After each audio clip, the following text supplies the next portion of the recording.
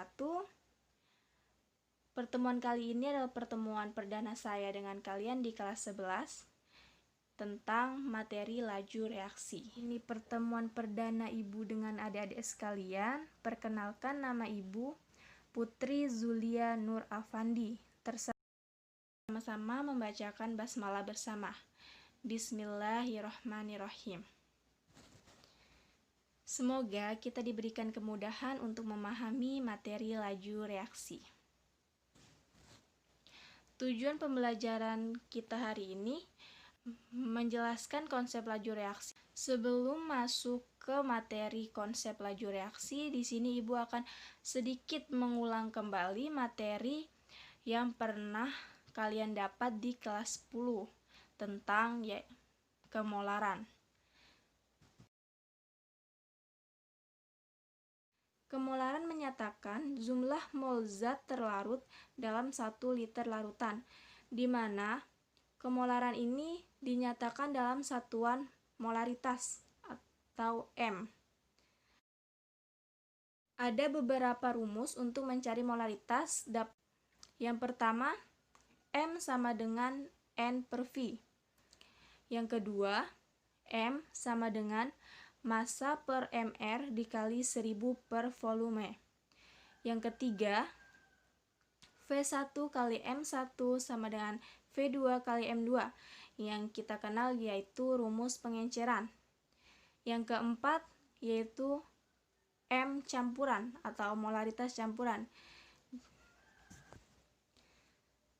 di mana V1 dikali M1 ditambah V2 dikali M2 dibagi volume total, di mana M adalah kemolaran, N adalah jumlah mol zat, V adalah volume larutan, mR adalah massa molekul relatif, dan M kecil adalah massa zat terlarut.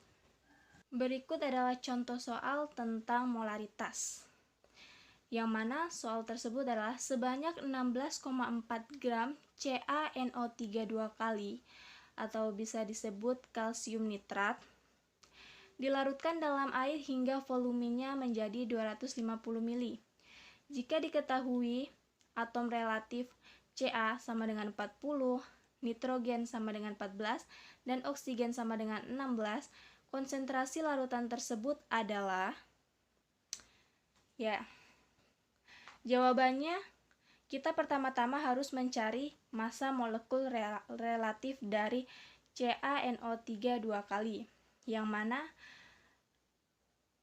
atom relatif Ca ditambah dengan 2 atom relatif nitrogen ditambah dengan 6 atom relatif oksigen, sama dengan 40 ditambah 2 kali 14 ditambah 6 kali 16, hasilnya 164. Itu adalah massa molekul relatif dari CaNO3 2 kali. Nah, di sini kan diketahui massa, mR, dan volume, sehingga kita menggunakan rumus molaritas sama dengan massa per mR dikali 1000 per volume. Nah, sekarang kita masuk ke materi laju reaksi. Coba kalian bandingkan kedua gambar di samping antara reaksi perkaratan besi dan reaksi pada pembakaran kembang api. Mana yang lebih cepat? Pasti jawabannya reaksi pada pembakaran kembang api. Dimana kalau reaksi pada perkaratan besi ini membutuhkan waktu mungkin berminggu-minggu, berbulan-bulan, bahkan bertahun-tahun. Jadi pengertian laju reaksi adalah ukuran yang menyatakan cepat lambatnya suatu reaksi berlangsung. Nah, dapat dilihat dari slide yang kali ini, di mana laju sama dengan perubahan konsentrasi per waktu reaksi. Kenapa dibilang seperti itu? Karena dalam reaksi kimia yang sedang berlangsung, maka zat-zat bereaksi atau disebut dengan reaktan akan semakin berkurang, dan zat-zat hasil reaksi yang disebut dengan produk akan semakin bertambah. Sehingga dapat didefinisikan laju reaksi adalah laju berkurangnya konsentrasi reaksi atau laju bertambahnya konsentrasi produk atau hasil reaksi dalam setiap satuan waktu, sehingga didapatkan laju sama dengan perubahan konsentrasi per satuan waktu. Nah, di sini ada suatu persamaan reaksi. Coba kalian perhatikan, yang mana P ditambah Q menjadi PQ. Maka hasil yang didapatkan di mana V adalah laju reaksi sama dengan minus delta konsentrasi P dibagi delta T, atau minus delta konsentrasi Q dibagi dengan delta T, dan sama dengan plus delta konsentrasi PQ dibagi delta T. Bedakan bahwa dimana kalau tandanya positif, dia menunjukkan terjadinya penambahan konsentrasi produk. Jika tandanya negatif, berarti menunjukkan berkurangnya konsentrasi dari reaktan. Contohnya dapat kalian lihat, yaitu misalnya reaksi penguraian N2O5 yang mana akan menjadi NO dan O2.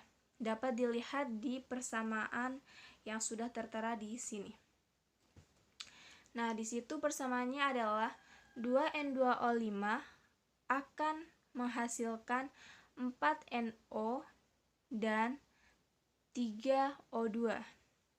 Sehingga didapatkan laju reaksinya yaitu V sama dengan minus 1 per koefisien, di mana koefisiennya adalah 2, dikali delta konsentrasi N2O5 dibagi delta T, sama dengan plus 1 per 4 dikali delta konsentrasi NO dibagi delta T, sama dengan plus 1 per 3 dikali delta kali konsentrasi O2 per delta T. Nah, ini adalah suatu grafik perubahan konsentrasi reaksi dan perubahan konsentrasi produk terhadap waktu. Dimana coba kalian perhatikan pada grafik reaksi, semakin lamanya waktu maka reaksi akan semakin menurun. Nah, jika waktunya 0, konsentrasinya masih tinggi. Nah, semakin waktunya berjalan, konsentrasi reaksi akan semakin menurun.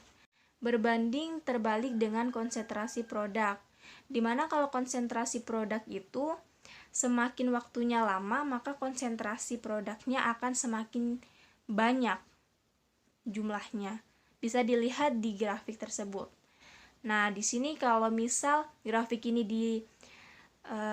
sangkut pautkan atau dihubungkan dengan persamaan yang tadi, yang N reaksi penguraian N2O5, maka yang reaksinya adalah 2N2O5 dan produknya adalah 4NO ditambah dengan 3O2.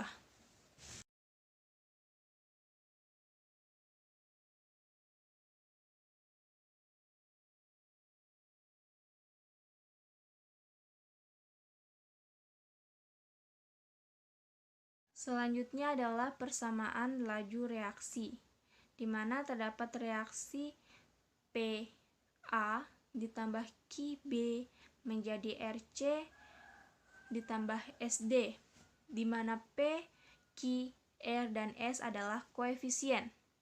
Sehingga dari reaksi tersebut didapatkan laju reaksi adalah V sama dengan K kali konsentrasi A pangkat X dikali konsentrasi B pangkat Y, di mana V adalah laju reaksi, konsentrasi A adalah konsentrasi zat A, B adalah konsentrasi zat B, K adalah konstanta laju reaksi, X adalah order reaksi zat A, dan Y adalah order reaksi zat B. Nah, kemudian laju reaksi juga dapat ditentukan dari suhu reaksi, di mana jika suhunya semakin tinggi, maka laju reaksinya akan semakin cepat. Nanti kita juga akan membahas itu di faktor-faktor yang mempengaruhi laju reaksi. Nah, sebaliknya, kalau misal suhunya semakin rendah, maka lajunya juga akan semakin lambat. Pengaruh suhu terhadap laju reaksi. Ini adalah rumusnya, di mana Vt sama dengan V0 dikali Kv dipangkatkan T2 dikurangi T1 per Kt, di mana Vt adalah laju reaksi akhir, V0 adalah laju reaksi awal, Kv adalah kenaikan laju reaksi, T2 adalah suhu akhir, T1 adalah suhu awal, dan Kt adalah kenaikan suhu. Kemudian laju reaksi itu berbanding terbalik dengan waktu reaksi, di mana jika laju reaksi itu cepat, maka waktu yang dibutuhkan akan semakin sedikit. Nah, jika laju reaksinya lambat, waktu yang dibutuhkan akan semakin banyak. Kemudian pengaruh suhu terhadap waktu reaksi. Rumusnya adalah Tt sama dengan T0 kali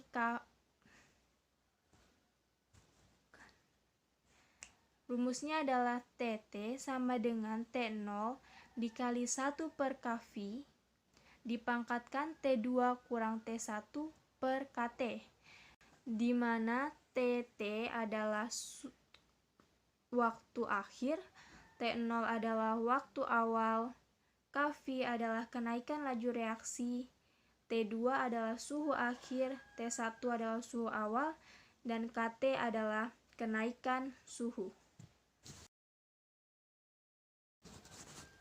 Semoga penjelasan dari Ibu tadi mudah dipahami dan dimengerti. Tetap jaga kesehatan di rumah, semangat, tetap stay at home. Semoga kita semua dalam keadaan sehat dan tetap bisa melakukan aktivitas seperti biasanya segera. Akhir kata, sama-sama membacakan hamdalah. Wabillahi taufiq wal hidayah. Wassalamualaikum warahmatullahi wabarakatuh.